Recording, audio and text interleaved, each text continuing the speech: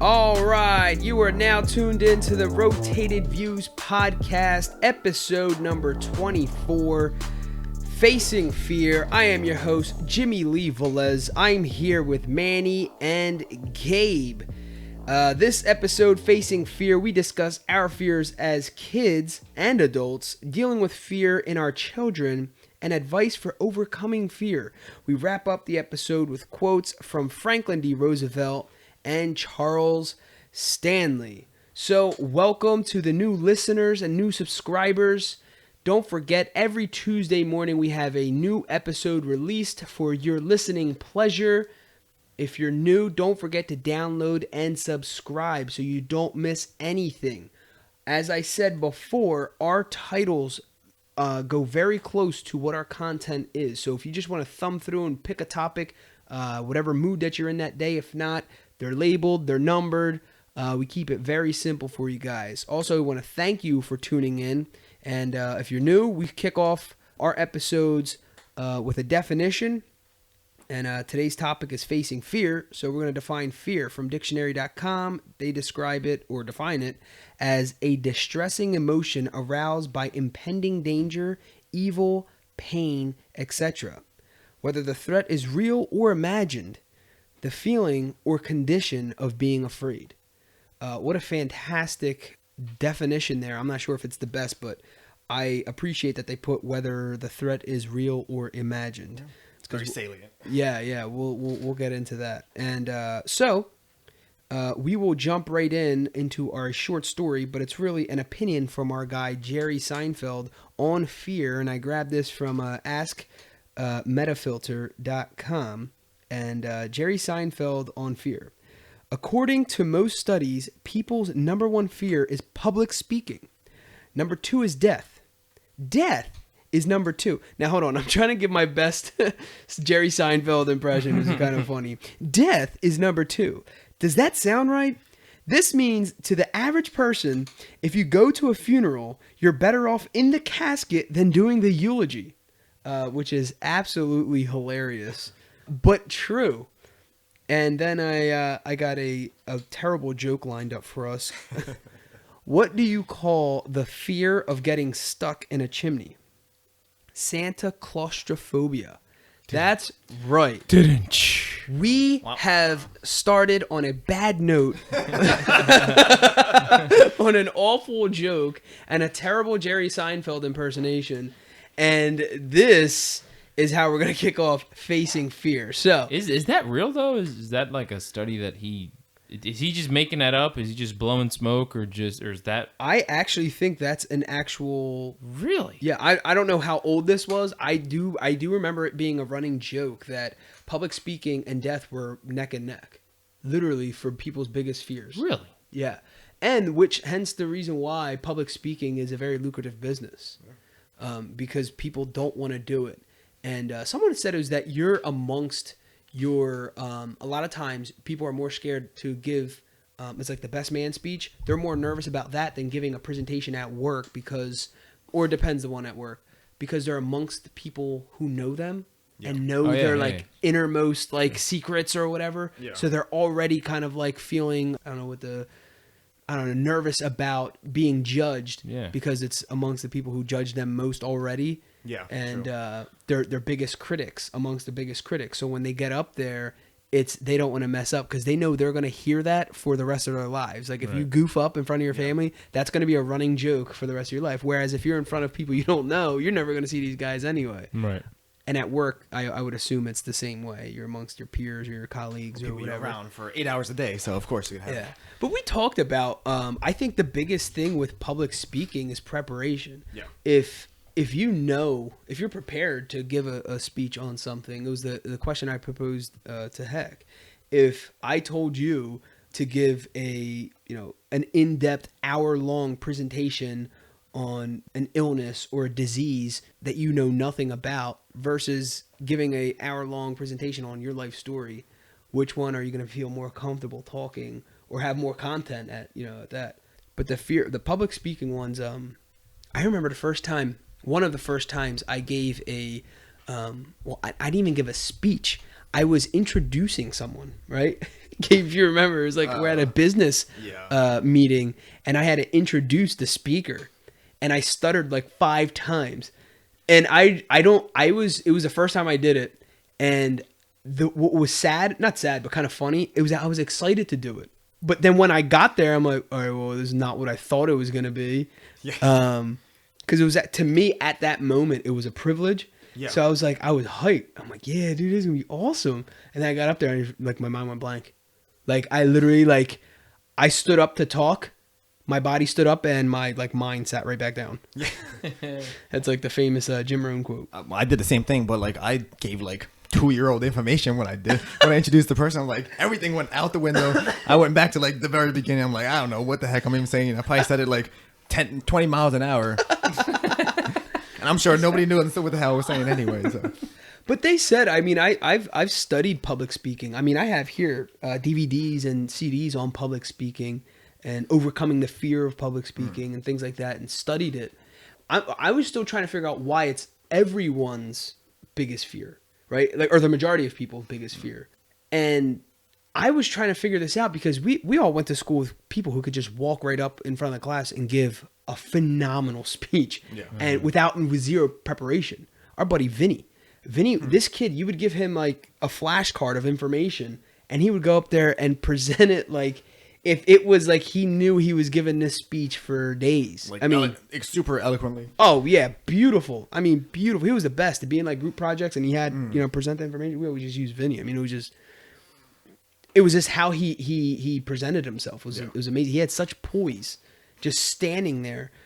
Oh, so in these studies that I was going up, they said even the professional public speakers still get nervous because they're kind of describing it as this is now it changes. Now it's not just giving a speech to someone. Now this is what we paid you for. Yeah. So now there's a different kind of pressure. Becomes a whole different dynamic. Yeah, yeah. And so now it's a performance thing. And you can have performance issues. Yeah. So and what they call stage fright is a real thing. That's actually what happened to me on a very small scale, but that's literally what happened to me. I went up hype as hell and just literally forgot what I was going to say. I forgot the dude's name who I was presenting and then mispronounced the name when it came to me. So it was just super hilarious for someone that you know for a long time and you forget their name. That's literally, I'm sure there's better instances of stage fright, but that was a small percentage of what could happen. And do you guys fear public speaking? Because I know me, I was to some extent I think I talked about this a few episodes ago. Was I always hate being in front of a big group, especially people I don't necessarily know, which is I guess that would be like you said, that's usually that's the easier version of it, right? But always not even high school, grade school was you have to give the oral book reports and all that stuff, and I was terrified. Yeah, and half the time early on I wound up crying in front of the class, which made it probably even worse. Oh man! Wait, he was that guy. What were you crying about? Just nerves. Nerves. Just the fear, everything, gotcha. being in front of there. I mean, because yeah. I saw, I've talked about previous too. Obviously, it didn't help with being bullied and stuff in class too. So wait, well, how old were you then? Yeah, 14. This is probably 4th, 5th grade, something like that. Oh, okay. So it was earlier. He said 14. I was graduating high school. I much had a beard. I definitely had a beard. Yeah, well, for me, my fear of public speaking came from second grade. The same thing. I had a teacher that I wasn't fond of me for reasons that whatever, and we had to give every month. She had a poem that we had to memorize and then recite the poem in front of the class. Yeah. So they did it in different pockets of students. It would be 3 or 4 students a day, and by the time we got through the month, we all had done it, and then we're on to memorizing the next one. So this was a Christmas one. And prior to that, I wasn't even that bad. I just was oh man, I might have fumbled on a couple things. But memorizing something in public is different than actually giving a speech. Because giving a speech, you're kind of going off the cuff. Or even if you're reading PowerPoint slides, it's easier than just having no notes and then talking. That's totally different. You studied your information enough that you can kind of look at the information and still kind of modify as you go. Well, yeah, and it's also a crutch. I mean, when you're there just standing, you could literally get stage fright and not play it off. Yeah.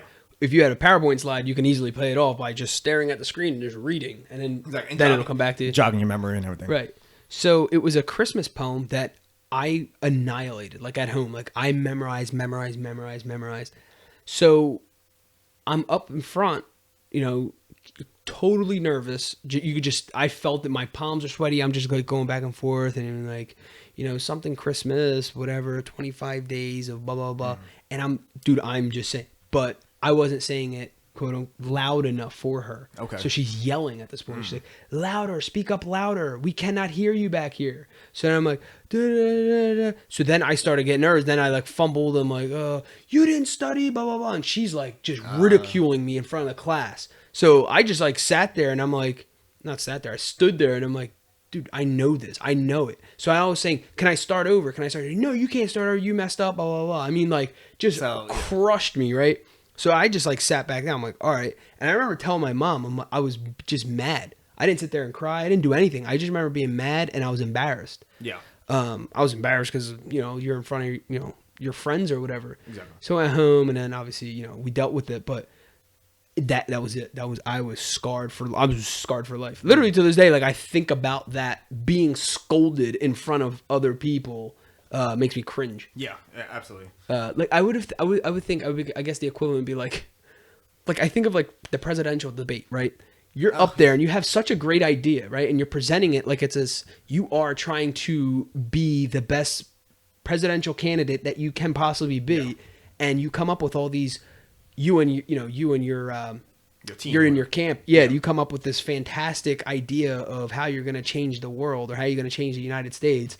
And you're presenting these ideas, and then you get like this Q&A thing where they demolish you. Yeah. Right. Whether they agree with you or not, they always give you like the opposite. Oh yeah, and it could be the best policy ever presented in history. It's still going to get demolished because it makes for good TV, right? Exactly. And I always think about that. I'm like, dude, how? And they prep day in and day out for this. I'm like, that is like a brutal way to enter office. But I mean, I guess that's what it takes. But I always think of stuff like that. I'm like, that would be like, I guess like a fear of mine because they're so confident. Like they know what they're talking about. Well, in their eyes, they know what they're talking about, whether you agree with it or not.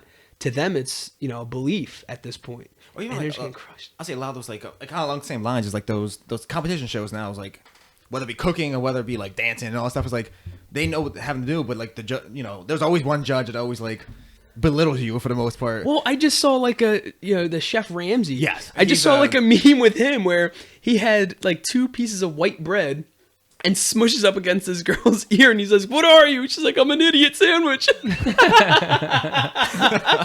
It's like, how do you come back from that, right?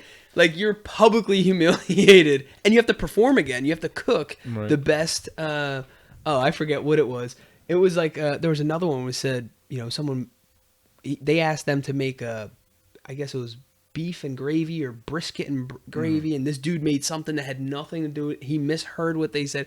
Dude, I could not stop laughing. I don't know why I thought it was so funny, but this dude made nothing what they asked, to make. It would be the equivalent, like someone's like, "I want a slice of pizza," and you bring them like scrambled eggs. It was so off that I was in tears. But imagine like, you have to bounce back from stuff like that. Yeah. Imagine like the strength that you have to build up just to come back strong. And not even that. You have to come back stronger, right? Because you have to kind of make up and compensate for that loss or that mental loss. Then you're rated based on everybody else, and if you're not on the top level or whatever, or what they always have like the safe people. Yeah. Then if you're in the bottom 3, you have to usually compete against those people too to make sure you get back to the next round, and it's a whole fiasco usually. It's a whole different ball game. So, all right. So with that being, public speaking fear. Hold on. Let me talk real quick. I'm sorry. I didn't say anything about public speaking. For me, I was never afraid of public speaking unless it was content I wasn't, really familiar with. And I think that's everybody. Yeah. It's not the fear of, it's the fear of the judgment. It was never like talking in front of somebody is not difficult. It's the fear and you're projecting what they're thinking. I'm good at projecting like this guy thinks I'm a moron. Like he couldn't even be looking at me or thinking about me. He could be looking up in the space. I'm like, oh, I lost them. So as I'm speaking, in college, you would speak to people and there's 3 people that are either looking at a phone or looking down at their paper or looking up. Right. And I'm thinking to myself, like, oh, I didn't get their attention. And meanwhile, I'm projecting all these horrible things that they're talking about me. But in reality, 5 minutes later, nobody cares. Nobody really knows. But it was the fact that for those 10, 15 minutes, I felt like the biggest jerk or just the dumbest person in the world. You're on point. Display. So yeah, right. So and it's not like you can't hide it from anybody. You know what I mean? You can tell because I judge when somebody's like, this guy has no idea. And I don't say anything, but in my mind, it's like, this guy got no idea. Like, he definitely did this. And I was always afraid of that. Like, oh, they're going to see me in the cafeteria, and they're going to be like, man, that guy's a moron, this guy. And they're going to tell all their friends. Meanwhile, they forgot 5 minutes after the fact. But anytime it had to do with not knowing or being, like, totally foreign or I wasn't prepared is when the only time I was ever afraid. Insecure, too. Yeah, absolutely. Huge insecurity. But, like, I did a school play. I wasn't nervous. The night before, I forgot. I had stage fright the night before the actual school play, the opening of it. Yeah. I forgot whole scenes. Like, I got up there and somebody's like, and this, and that. And I was just like, and I looked at the producer, and then it was just the look. And I looked at the producer, the director, and he was like, yeah, well, we're in trouble, guys. We're in trouble. And I remember thinking to myself, oh, my God, like what's going to happen when the lights turn on, when it matters? Yeah. Thank God I remembered them all. Yeah. It just came second nature. But I don't know. It's funny when the lights came on, it was actually kind of all went away. But if I had no idea or in school with no public speaking, forget about it. I wasn't nervous. I was just afraid to look like just a dummy. You know what I mean? I don't even know if that's the same thing as stage fright, but I don't know. That was I just think me. That's more the basis of it is like the fear of the reactions to whatever you're saying, or just the fact that you're up there. And we have a deep desire to make connection with our fellow human man. instinct. Yeah. So when we're not making that connection, where you see someone's like texting someone else or like looking away, like, oh gosh, I have poor engagement here. Yeah. What's going on? Yeah, right. Yeah. Am I not loud enough? Yeah, I mean, all you ever. Well, you get distracted from what you're actually supposed to be doing, and it's really supposed to just deliver the speech. Sure. Yes, it is nice to get full on engagement. And it's nice to have the crowd captivated as to what you're saying. Right. And, there's techniques and stuff like that when sometimes people are talking, you hear them snap or project their voice in different ways or just start yelling in the middle of a speech. And it's all strategic to, connect back with the human. But that's when you start getting like at a professional level but it is funny as anything because there is a point where you're so insecure that you're making up ideas or solutions or whatever it is why that person is not listening to you or they're distracted. Right. And then you find yourself trying to compensate and maybe I need to say something funny, blah, blah, blah. That literally is what fear is. Fear is not reality. No. Fear is just a perceived, made up thought that could happen. Not saying that it won't happen. It's just a possibility that it could happen, but it's still at the same time, it's not real. That's almost like the future is not real. Yeah. It's not there. All you have is past and present. Yeah. Who's the crazy actor? I don't know if it's Nick Nolte or who it was that Fear. It's false evidence appearing real. Yeah. Dude, he blew my mind the first time he said it. Meanwhile, his hair was all over the place. And I'm like, he's got a whack job. But when he said that, I was like, man, that is a real. And I don't know if that was the actual. I'm like, man, I was still looking at Webster's. Like, is that what it is? Is that what it really means? I think he just made an acronym out of it. He just made an acronym out of it, and it was like, oh, that's absolutely totally true. Appropriate. Right. Yeah. I mean, I feel like that nails it. It really, it's just made up. Like we just make this stuff up. Yeah, it's irrational. I mean, right. Because if you actually were able to get the opinion of everyone who's listening to what you're saying, probably haven't even paid attention. Nothing to do with what you thought they were thinking, right? So, all right. So that being said, let's jump into the first segment, and that is, what was your biggest fear as a kid, as a little child? Youngster. Mine wasn't as what would you consider little? It was like just younger. 7, 8, right? Mm-hmm. Do you guys remember the movie? All right, do you remember HBO in the day?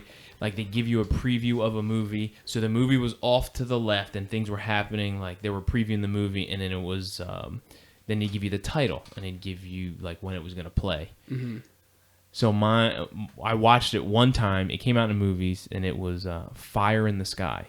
Remember that movie? It was an alien movie based on a true story. I don't based on a true story, right? So I remember seeing this one time, and if you look up Fire in the Sky, one of it was the light coming down, and it lifting the guy up like they were abducting him. Okay. So I remember thinking, like, dang, like, wow. And then at the end of it, the first time I saw it, it said, based on a true story. What's true? Who knows? But when it said that, I was like, it's real. It's real. So I remember it coming out in the movies, and then a couple months later, it came out on HBO. I was deathly afraid. There were months where I didn't sleep. Like, I would sleep with the light on. I would do things like I'd wake up in the middle of the night. I watched it one time before I went to bed. I caught the preview of it, and I was so mad at myself. And it was one of those things where, like, I don't know, it's almost like a car crash. Like, you don't want to look at it, but I continued to look at it, and I watched, and I saw the guy being abducted. It came on one time at 8 o'clock. I watched like 40 minutes of it, and the guy was apparently on a table, right? And they were gonna, like, cut him, figure out, some was like biology class for the aliens. Lost it.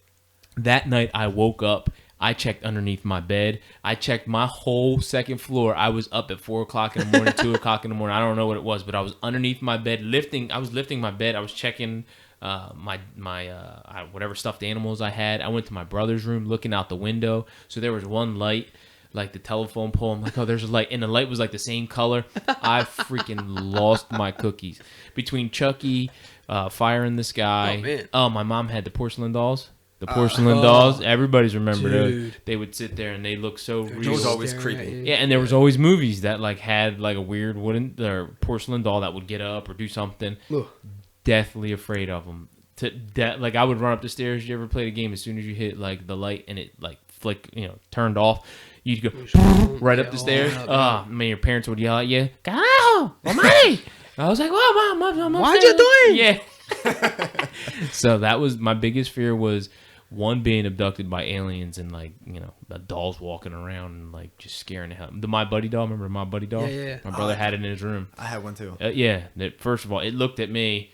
So I slept this way, and my brother and I's doors were across from each other. Well, it sat up on like I don't want to say an ottoman, and there was a light that used to come in, and he used to open it. And I remember waking up one time, and all you saw was the face.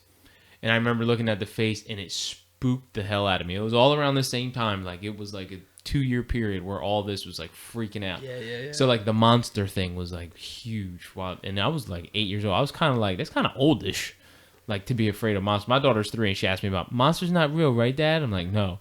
Meanwhile, I had a mustache when I was 8 years old. That was freaking ridiculous. But yeah, that was my biggest fear. Fire in the Sky. But didn't you always also fear, like, you had a like a thought that when you went to the zoo that the animals were... Oh, that was when I was 5. I used to throw up everywhere, so I was super nervous as a kid. Like the circus, I thought the circus was everybody would like... I don't know, the clowns were out, the elephants were walking around. It was just like one big free-for-all. So I remember going to That's a carnival. Yeah, right, exactly. So we went to Barnum & Bailey's. So as soon as I went in there, I got to the parking lot. I puked all over the side of my uncle's car. Yeah. Red orange juice. I'll never forget. I just puked because I thought that's what would happen. Same with the zoo. I thought we would just walk around with lions and stuff. I was like 4 or 5 years old. And I puked like, there not too. realizing it's caged in. You It's just thought they were caged just in. walking Just walk amongst there. us. Yeah. She just kept telling me, Mom, Which is there's hilarious. animals. It's such a good thought, though. Like, I mean, you're thinking, but that really is funny. Yeah, well, he didn't explain it to me. I must have been really literal as a kid. Like, oh, really? Yeah. Oh, you remember Chihuahua? Yeah. Dude, Sheikah. Yeah. And I thought it was a rat. I lost my cookies. Heck, still to this day, they break my stones about that. I mean, she was that big, right? And I was just deathly afraid. Oh, and the funny thing is my son's afraid of everything right now. Yeah. I get so mad at him. Yeah. And my mom looks at me. Yeah, I wonder where he gets it from. So I have to be mindful that, it's a whole maturing process. But those were the real big things of being abducted by aliens. I had crazy aunts. They used to tell a lot of stories too. So That's funny. I do remember, I don't know when it started, kind of like what you were saying. I was always feared basements. Not basements when I was in them. Right. It was basements when I had to shut the lights off. Yeah. Because there are certain basements that just had the like the top plank of the actual step, and then when it went up, whatever it is, 6 to 12 inches, that was cut out. Oh, So it's just like the plank part where you yeah. actually Oh, step yeah, on. yeah, yeah. So it's like the open spaces in between. That's what freaked me out. Like someone was just gonna grab me. grab my ankles. I don't know if I saw it like on Oh, it had to be a movie. movie or something. Absolutely. People But, under the stairs. Dude, I would go run because when I was a kid, I had our play area was in our basement. Yeah. So I was never scared of basements themselves. It was just when I had to shut the light off. Mom, Your light, where was your light? It wasn't a switch, right? You had to It go was- down and like click it. yeah. It was like at the bottom. At the bottom, yeah. right. And we had to then run all the way up because the light at the top of the steps was just for right where that you're area, standing. right. Yeah. So what happened was I was playing. So our basement was split in two, right at the the steps split the basement. So the steps were like in the middle of the house. So to the left, if you went down the steps, to the left was our play area. So I was all kinds of toys or whatever. And then to the right, it was where my mom would do laundry at. So she would be down there with me, but then like, all right, Jim, come on, we're going up. I'm like, no, I don't want to go. She's like, all right, well, you got a half hour. When you come up, you got to take a shower and everything. But when you come, you have to turn the lights off because I'm gonna be upstairs. All right, yeah. So I was just playing around. Like I said, wasn't scared to be down there by myself. It was as soon as I hit that light, dude. Oh, yeah. I got the chills. I was running, I had watery eyes, dude. Oh, it was a disaster. I don't know what it was, and It's just something about the dark too. Just makes everything look completely different. yeah, you just start playing, games, The mind tricks and oh man, I mean that's what people say. It's like, like going for like jogs or walks like at night, and you see and hear things. You're like, everything seems so much more sketchy at night, which some people have reasonable, reasons to be that way. But well, yeah, everything Unfortunately. just seems like I remember like a Rugrats episode. Wow, Rugrats, where Chucky kept looking out in the window and thought like a ghost was out there like waving his arms like, "Ooh," and it was really just the sound was coming from the wind and it was a tree branch. Yeah. But that's the kind of stuff that we make up, and Oh, yeah, of literally course. the a perfect definition of fear. Like we just make up these things. I'm very curious to know. What did you fear? Well, it was kind of long, like monster type stuff. Because I remember there was one time I don't know what year it was, but I think I was at my aunt's house in Virginia. We always went over there like at least once a year or whatever. And the movie Candyman. Oh gosh. Yeah. And my cousin, she loved horror movies, so we always wound up watching like Freddy and stuff like that. And we obviously watched Candyman, and like so after that it was like obviously it's the whole thing in the mirror and all saying him 3 times, blah blah. So then after that, I had to go take a shower, and in the bathroom is a huge behind mirror, and I was like horrified to go in the bathroom. my I was gosh. fine during the movie, but then like when it came in like realization of like what I just watched, and everything just like went berserk. I was like, oh, I just like lost it. Like my mom had to like go in the bath, at least sit in the toilet while I took a shower, like because I couldn't be in the bathroom alone at that point. Oh man. Yeah, you were like scarred. I was like, well, at least for temporarily for that time. That's what made me think. But like, there's even stuff like you said, like when you like turn off the light and you like run into your bedroom and just like I used to like just get under the covers and stuff like that for like whiles and stuff after that. But the one thing like I guess it was like a funny thing when I was like super young was it wasn't like a long term thing, but I remember I think it was the first time I ever went to like Chuck E. Cheese's. Those animatronic things scared the living daylights out of me. Heck is still scared of them. Yeah. I remember the only thing I remember was hiding under like it was my mom or my dad's like I was just like sobbing the entire time eating pizza or whatever it was. Eating pizza, crying. They were ugly, man. They still are. And they blinked really weird and they moved very awkwardly. Very creepy. They were like very super mechanical. creepy. Yeah. and- yeah. Like, that's strange. what like the whole Five Nights at Freddy things comes from anyways, like that weird creepy animatronic animals. Yeah. So I still got to go back, dude. You referenced the Rugrats. You Yeah. really some deep, profound fear thought, and he was like, "You remember Chucky Finster?" That was Remember Chucky fantastic. Finster? Me and Chucky Finster. The funny thing is, I remember that episode. Yeah. Oh man. Yeah, I think another thing was, and I think this is kids being like out of curiosity and just being, knuckleheads and whatever. I remember, people just see now there's a difference too. We were talking like ghost and stuff. There is. I feel like there's a difference. But like every time we would pass by our house in Bristol, like a block and a half up was a graveyard. So kids are dumb. They say all these like I don't even remember specifically what the stories that are being there's told. always stories, Oh, sure, if yeah. you pass by it, by 8 o'clock, there's a creepy old man sitting on this rocker just waiting to grab you and take you down to the underworld or whatever. Yeah. And you're like, oh my gosh. And one crazy time in-depth I was story. leaving. Well, first of all, yeah, we're like 9 years old or whatever. You We're believe like, anything? It's like, call my mom, like, Mom, I'm leaving, Chris's house. We're going back. Literally a block away. Like, all right, Mikey's coming to get you. And I'm with my older brother and still completely, because we had to pass by this stupid graveyard, which meant absolutely nothing. But, same thing with, just a bunch of stupid, like, oh, that house is haunted or that room is haunted. Don't pass by. Don't even look in it. Don't open it. And here it's like, my buddy's like storage room. They just kept boxes and stuff in there. But his older brother made this stuff up. So I'm like, we believed it. So ghost things always like weird though. yeah. So is there something that you still fear now, or do you guys have a different kind of fear for stuff? More realistic? I don't call it realistic, but I mean, it's just adult, like hypothetical, like, failure type stuff. But I mean, like, Yeah, that's what I mean. That's the always things like you always, like, I think I talked about before, is like just like you always think like you want to always live up to expectations, and like, and that's always like a struggle of like going forward that, and like, knowing obviously stuff's gonna happen no matter what, but it's taking the realistic view of it as opposed to the irrational version of it. Yeah.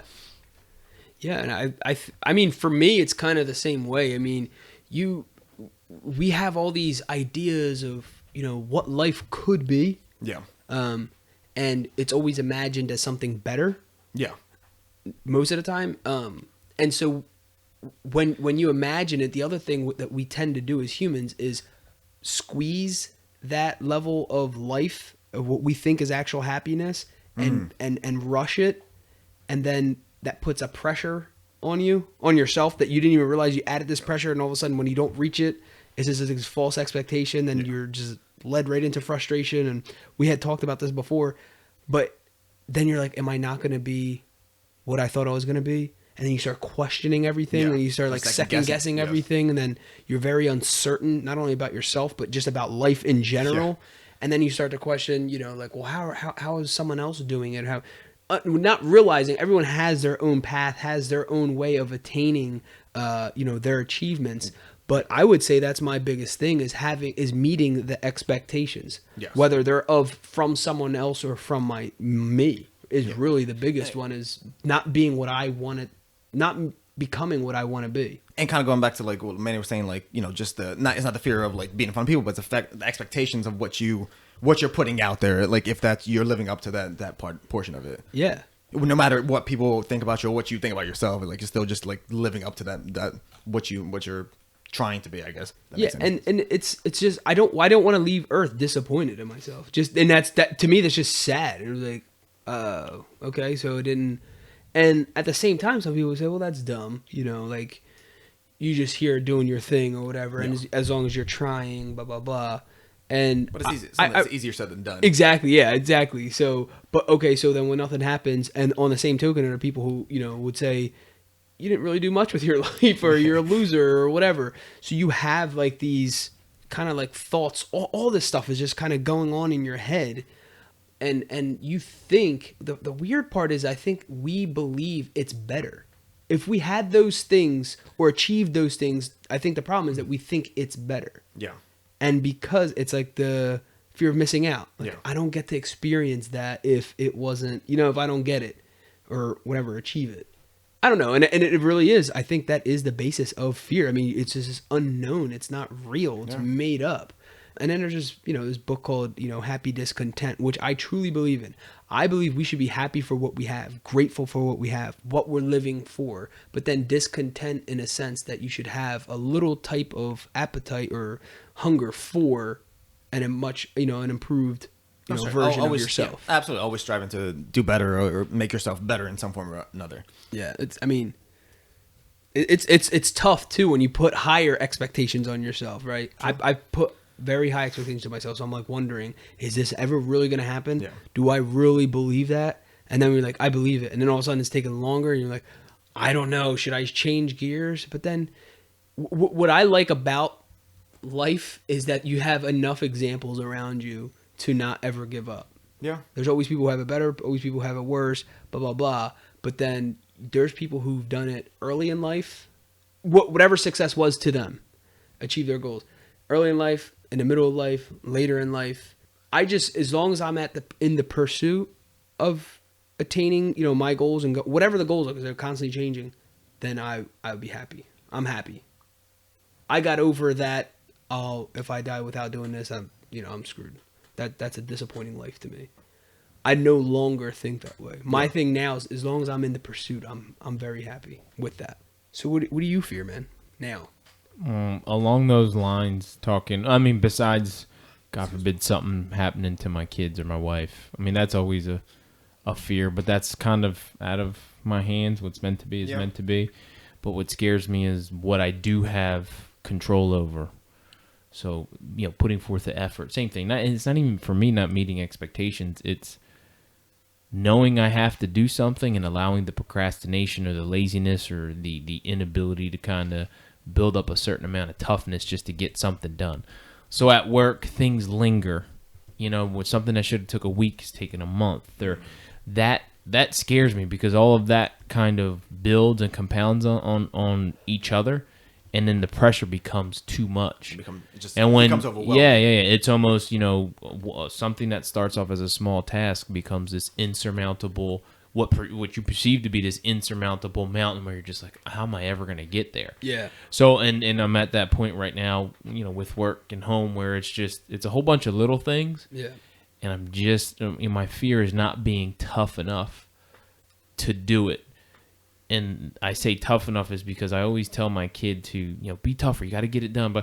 And it's not, being able to provide that type of example that scares me. Yeah. Because all I'm doing is I say do this. Your words say this, but your actions say another. Right. And it's easier to follow action than it is to follow the words he's saying. Yeah. You can talk all day long, but if you're not doing it, they'll never follow. So, that all just kind of hit me while you guys were talking. It's like the expectation. And I'm like, man, expectation. I think my biggest thing is being a hypocrite. If I'm thinking about it, and passing down that hypocrisy to my kids because all that. It's generational, right? It's cyclical. We talk about it as something that we're give our kids. Am I setting the right example for them to then set for generations forward? So kind of starts and ends with me. Yeah, it's that like you said, setting the bar, setting the example, providing a certain type of life too. Yeah, right. And I'm not even talking about like financial or whatever. Right. It's just the example that you're given. Kind of what you're saying is being a hypocrite. It's the old saying where what you're doing speaks so loud I can't hear what you're saying. Right. So they're just gonna follow the actions. It's kind of like there's nothing worse than hearing someone talk about something that they're not very good at or have no experience in, and they're giving advice. Yeah. Unsolicited advice is even on top. That's probably the worst of it all. It's just it's cringeworthy just listening to stuff like that, and I just don't want to ever be that. So maybe once in a while I'll catch myself and whatever, but yeah, I think it's kind of goes along with that whole family thing. It's like I want to make sure that I'm setting the right example, but I feel like also I don't want to be that person that was always in the pursuit. You know what I'm saying?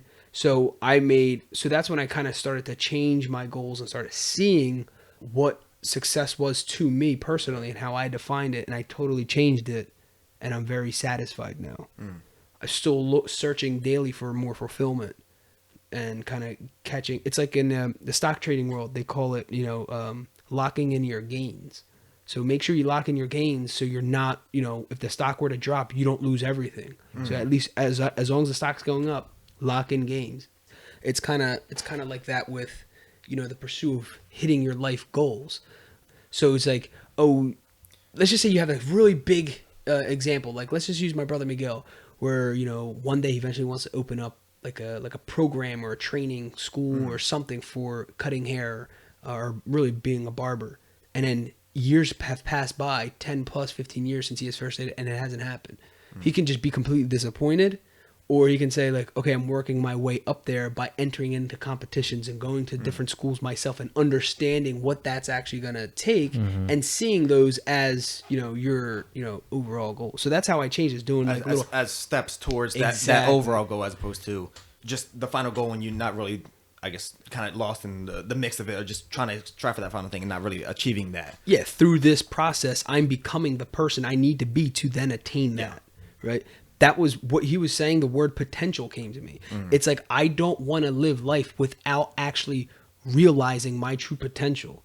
But as long as I'm hacking away every single day, I'm not, I got over that thing of being disappointed in myself. It's just seeing like the gifts that we were given at birth and not actually using them. Yeah. Is like, am I just wasting not only my time, am I wasting, my kids or family's time? Am I wasting God's time? Yeah. Am I just a waste?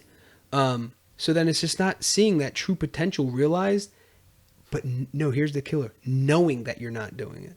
But you're trying to play it off like, oh, I'm a hardworking guy. Yeah. Like I'm doing everything. I'm providing for my family. But in the back of your mind, there's that little goal, whatever that thing was.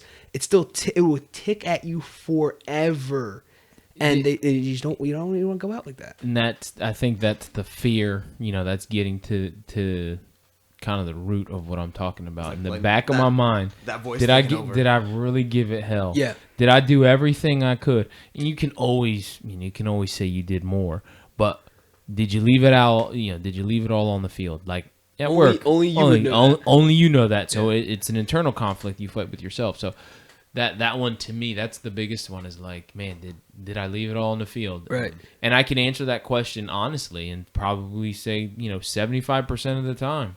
I'm like, oh man, that last hour I could have done, or I should have did, or I need to do that TV. Now, is that being, some people probably might look at it as, it's too much, but you're being too hard on yourself. Well, relax. You got a lot of time left, but it's like, you're only here for so long, man. Yeah. Right now, I'm speaking career-wise. This is the prime. You're building up some experience, but you still have enough youth, like, to go out and grind and go get it. Because by the time, not for everybody, by the time I assume you're 50-some years old, that's when people kind of start to hit the wall. And that young fervor that you had as a kid, and that, your get up and go, got up and went around that time. So this is kind of the sweet spot for anybody, I guess, our age and your late 20s, early 30s. Yeah. If you want to move up the chain, this is kind of when you got to kind of make the move and kind of set yourself up. Not that you can't do it in the future, but yeah, it's a sweet spot. Yeah, it's the prime time. This is when it happens. Yeah, you're sharp, you're energetic, for the most part, anyway. Right. And you're putting. One thing that I learned is always trying to stack the odds in your favor at all times, no matter what you're doing. I mean, my brother started laughing at me when I said specifically I want to leave at, we're headed down to the shores and I want to leave at 10:30. He's like, where in the world did you get 10:30? Because we said we're leaving in the morning. He I guess assumed like 8, 9 o'clock in the morning. He's like, what? Look, well, the morning traffic kind of dying out, and we're just gonna beat out the lunch traffic. And he's like, yeah, I guess that kind of makes sense. I was like, dude, you gotta understand, we're gonna be in a car with kids. People want to use the bathrooms. You want to get there as fast as you can legally. So going the speed limit, plus you got your family, whatever. You don't want to be being a knucklehead just trying to get there. So if I'm going to be doing the speed limit and getting there within a reasonable time, I want to leave at the most ideal, time to leave and get there in the most efficient way. I said, I literally texted this to him. I said, you always want to stack the odds in your favor, even if it's just traveling down to the shore. And then he's like, dude, you said that, and that thing, that always that just stuck with me. He's like, now I just keep thinking about it. Because it's true. You want to go through life, not at the end of it saying, man, look at all that time I wasted. Right? Look at all just how inefficient I was. And they said the people who like in the stock market right now, I'm like really into studying the stock market. And they say the people who get ran over are educationally inefficient and informational inefficient and information wise. Just think of those two things. It's not that you're not, so you could have the right information, but then the education part comes in when applying it in the right way. Right. You can have the perfect education, means you have the strategy and you can execute it, but then you don't have the right information. So you can be executing the wrong information the wrong way, and you get ran over. So I think of that, and everything we talk about is being efficient. So it still goes back to facing fear. Is just as long as I'm actually trying, and it's kind of like what you were saying, Manny, trying with fervor, like trying with like a legit effort, which I know I am, and I genuinely know I am, and because I have tested the waters, I've literally been burnt out. I've been peeled off my laptop at 3:00 in the morning and told to go upstairs, go to sleep. This is getting out of control. I've been nauseated from waking up from not having enough sleep. So I'm finding barriers of, I know how to push my limits. I'm pushing them, right? So in my mind, to me, that's satisfying for me. Other people have whatever criteria they base that off of. And as long as I'm doing that, that's what I'm saying. It's satisfying. So at this point, I'm now doing all the right things for me to attain the stuff that I want and the goals that I want. And if it's not coming, it's just a matter of time. It has nothing to do with my effort. Yes, I could possibly be doing stuff the wrong way, but I'm chipping away, and I'm purpose. I'm living life on purpose, not just, oh, here goes Monday. Oh, here goes blah blah blah. Because like how you had said before, you don't know when your last day is. Right. So I don't fear that in a way where it's like, oh, I hope I don't. I just want to achieve certain things before I die, and that's why I just want to get to them. And whether it happens or not is, I'm doing my part. As long as I'm doing my part, I'm good. And I feel like that's how you maintain your sanity. Yeah. You have to live a balanced life. It's not all about just pummeling yourself through life. Like, just, I'm working out. I'm studying. I'm doing this. I'm the best dad. I'm the best husband. I'm the best brother. It's like, dude, there's going to be an imbalance, and it's all about the equilibrium. It's always finding the balance. I know I keep going back to stocks. That's just what I'm studying right now. So the stocks go up and down, up and down. They're always trying to find, it's like, they're trying to find the middle ground. What's the average? That's what it keeps going back for. That's why it goes up, it goes down. Boom, it's going up like that. That's how we are in life. You just got to find the proper balance or whatever. So, I mean, I to me, that's just my advice to anyone out there trying to, that fear, that what I was saying earlier, kind of what everyone here is really alluding to, is the fear of not becoming who you want it to be or want to be. As long as you're doing your part every single day, it's you can only do what you can do, right? Mm-hmm. Everything else is going to line up. Fate is going to get in the mix or whatever. Some people say luck. Some people say, it's just the law of attraction. It's what you did. Whatever your belief is, that's for you to decide. Right. I have mine, but it is an individual experience. And we're here for a limited time. We're spirits captured inside of a meat suit. That's all this is. Beyond that, we're literally trapped inside this. That's why we're always so. You ever realize it's like, why are humans so the most uncomfortable specimens on Earth? Everything else lives so naturally in its own environment. You don't see an alligator struggling in life to get through. Oh, it's Monday. Oh goodness, only human beings do that stuff. Unless we're the ones probably messing it up for them. So you want to see a distressed animal, it's because we messed it up for them. Mm-hmm. We're taking over their environment and stuff like that. Pigs are happy as anything in mud. They're dirty as we're the knuckleheads we're so uncomfortable. It's because we have spirits. We're not. This is just temporary. This is not the whole thing. So if you're out there stressing out, relax. The game keeps going. But that being said, is there something that your kids, Manny, you say their fear, and CJ's kind of like whatever? Right now, it's just a monster phase. Everything's a monster, like to the point where, they turn on. Everybody did this as a kid. He's in the bathroom. He'll walk to CJ. Turn the light off. He'll walk to his room, turn his light on, walk back to the bathroom, turn the light off. Everybody's done it. Go to your sister's room. Okay.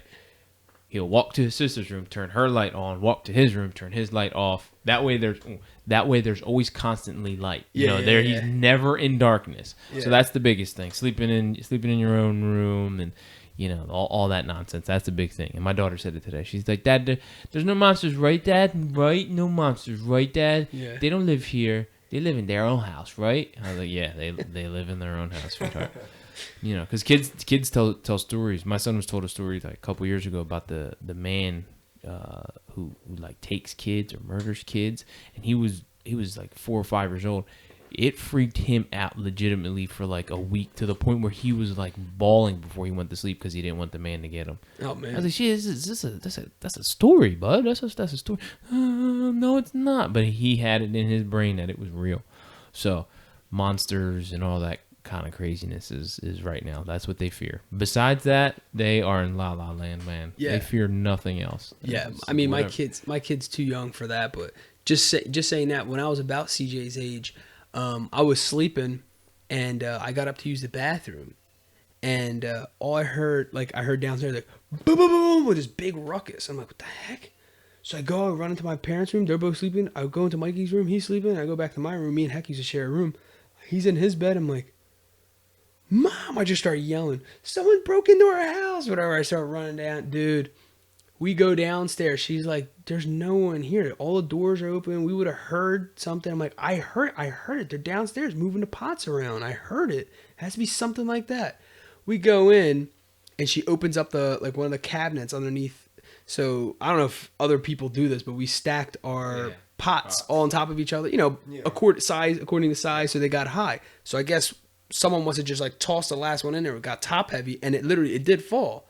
So that's what it was. And I knew that's what it was. But for months after that, I was like sleep, like make sure I didn't hear nothing. It had to be complete silence for me to finally go to sleep.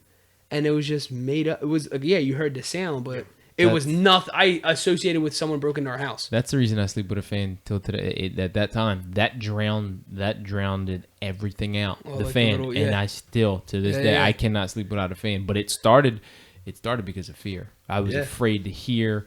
I couldn't hear with the fan. That took everything out. So that's why I still to this day with a fan.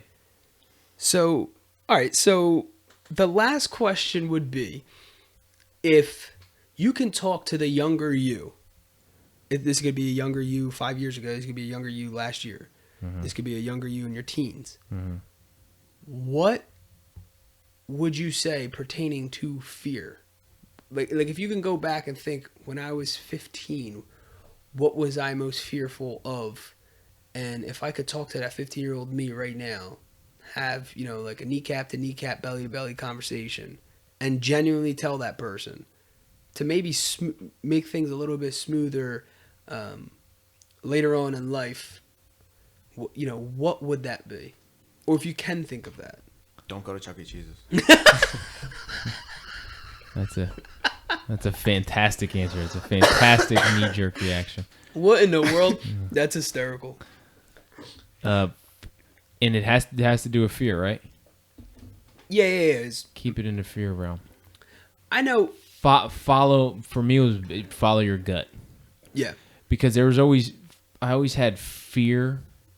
I feared to do things because of either judgment or somebody's opinion of what they thought what their opinion of me, if I did said thing. But it would be just follow your gut, because I always wanted to do stuff, but I was afraid to do it for whatever reason. I can't even tell you why, but I didn't. And sometimes I did stuff because I didn't want to look back and say, oh, I should have did it. Yeah. But my gut told me don't do it. So it was a constant back and forth. But there was a lot of times where I should have did a lot of things, listened to my gut, and should have been man enough to do. I was afraid of the consequences. Yeah. But for the most part, your gut doesn't necessarily lead you wrong. So I would tell myself to listen to your gut. Yeah, I mean, I would actually say relatively the same thing. It's rough though for like a teenager, because for some reason I went right back to teenage, because you're so delicate, because you're coming off of fantasies of whatever you thought of as a child, and then you're also smacked with the reality of becoming an adult. Yeah. And so you're stuck in this crappy stage of uncertainty, and then people put so much pressure on you to become and make something of you at such a young age, because do you want to go to school? Yes or no? Yeah. If you don't go to school, what kind of job are you going to get? If you're going to school, what are you going to major in? Yeah, exactly. And then don't pick a crappy major, because then, we're paying tens of thousands of dollars, or you're paying tens of thousands of dollars, however it works out for you, for a nonsense degree that's not going to yield an income. You're not going to be successful. And then all of a sudden you're 15, you're like, what? Yeah. Holy Yeah. smokes. You don't understand that and plus you're at that point too. Your world is high school too, and or just grade school, and it's like, those relationships too, like dealing with all that stuff, and just what my friend's gonna be when I go to college, and it's like all kinds of crazy stuff go like what's the word for invading your mind, like Absolutely, and adds extra like layers of stuff that you probably weren't thinking of at that point when they're adding like finances and stuff. Like I don't know what the heck that even is at that point. It's funny because it's all thrown at you at once, isn't it? Like it's just here. You're now 17 years old. You're 18 years old. Figure out your life, and it's like the ball's dropped on you. Mm-hmm. Go. Yeah, because you have to pick what in college you want to do for the rest of your life, and you don't know. Well, and depending on your upbringing, I mean, a lot of it for us, and I'll speak to me specifically, but it was just thrown. Like, you need to figure this out now. And you had like 3 months to do it, and it was just like, So, yeah, that was a tough time. My parents were had a no pressure kind of system that they did, but it was like, if you want to go, it's up to you. It's up to you. It was on you. Because they didn't go to college. So they both says, like, we can only give you so much advice. We're going to help you along the way. We'll figure it out together. But that's a decision you have to make. Because you don't want to come back and like, you're paying tens of thousands of dollars for your education. And then you're like, well, mom and pop made me. And it wasn't that. It was a decision that you made. You want to go to school? Fine. We're going to support you. But although that was a carefree way of doing it, that's still also a lot of pressure. You know what I'm saying? And you're 16 at the time. I was 16 at the time. Where it was like, all right, you got to, and I know that's just our family. There's, people getting pressured at the age of 10. I know that sounds crazy, but it's like, you can figure it out. Yeah. What are you going to do? You want to be this? You're going to go this? What college? They have their college already picked out for them. They got everything picked out for them. No, it's tough there is that you're making a decision with the thought of results only. Absolutely. With nothing with no experience. You don't have experience. Nothing of intrinsic values. You just this is what needs to happen. You're going to spend all this money. You need to make money. Sure. So like, what your thought process was totally changed. Talk about scary. And go back and think about that. Well, yeah. Well, a lot of times, depending on who was talking to you, that's was perceived as what successful is. Yeah. Because that's not what successful is. Right. You're just told, and you're under this thing that's what success is. I mean, at least I was. Yeah. And I didn't know any better. Obviously, you're just coming from this little simple-minded, ignorant head, thinking I have to do this because that's what success is. But that's also what we're brainwashed with. Absolutely. Because not to go in the whole cliche thing, but you could look up millions of people who were totally successful with and without education. Yes. So it's really an individual journey, but like you said, you have no experience of getting burned in that sense, where we still had this cushion of our parents. Most of us had a cushion of our parents. Just we still, it wasn't like full-fledged survival. Yeah. We were still in this bubble. Yeah. Well, and that's the other thing.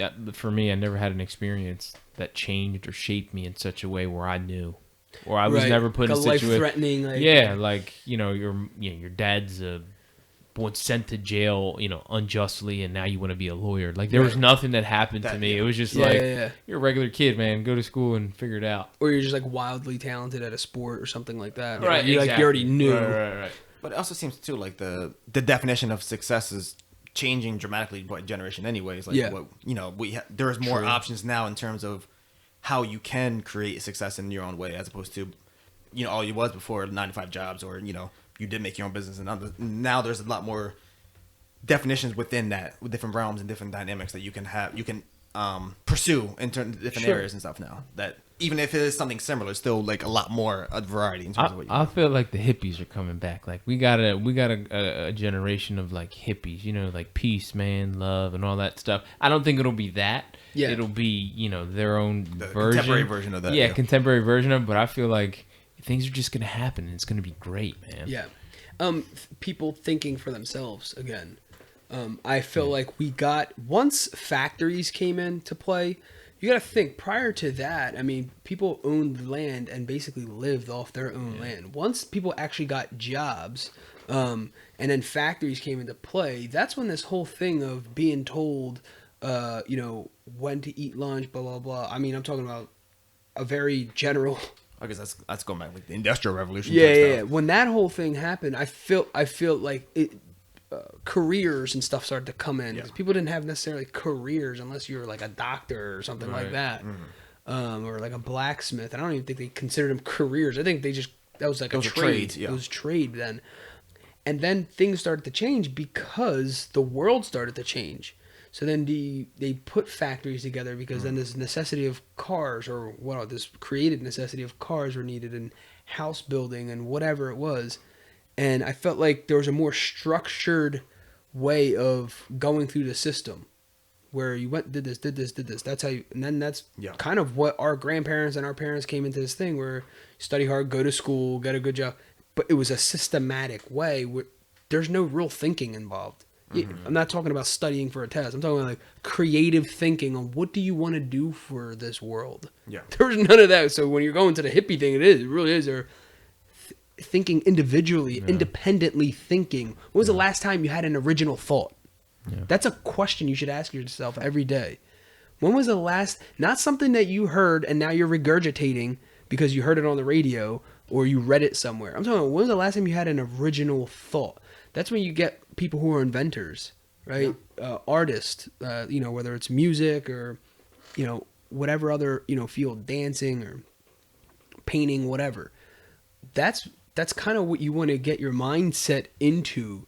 It's getting out of that fear of what everyone else is going to think. Talking to the 15-year-old me, because I did and picked certain things because I thought that's what they wanted me to do, or people wanted me to do, right?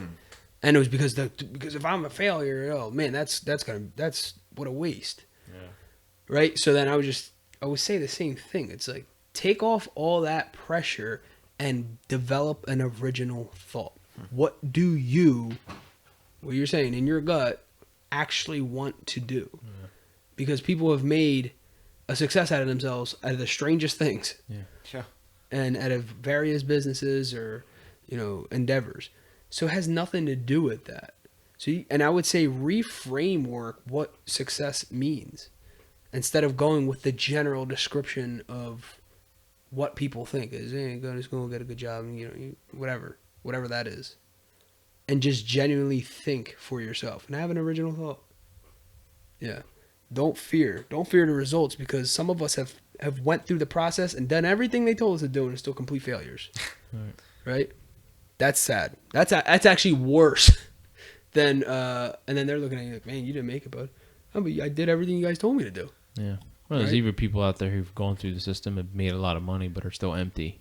Still technically not fulfilled. Success or because that's not success. Yeah.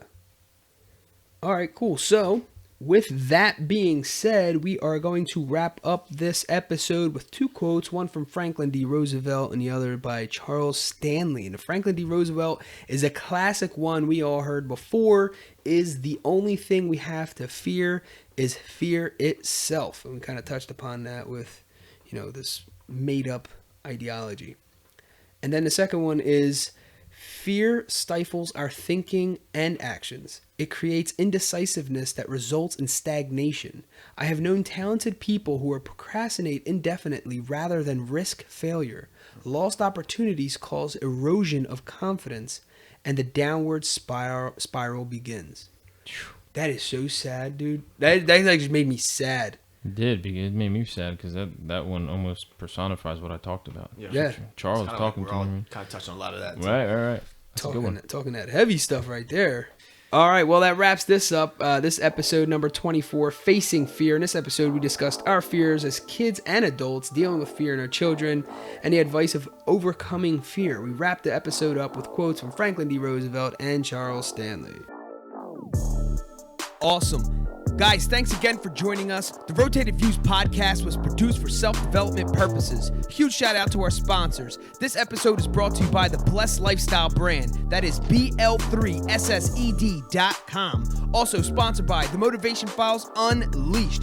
This motivational mixtape will be your fuel for success. Available on all platforms. Guys, don't forget to visit the website, JimmyleeVelez.com. Follow us on Facebook and Instagram at Rotated Views. If you have any inquiries or questions, email us at info@JimmyleeVelez.com. On behalf of myself and the rest of the crew, we wish you massive success. Stay blessed.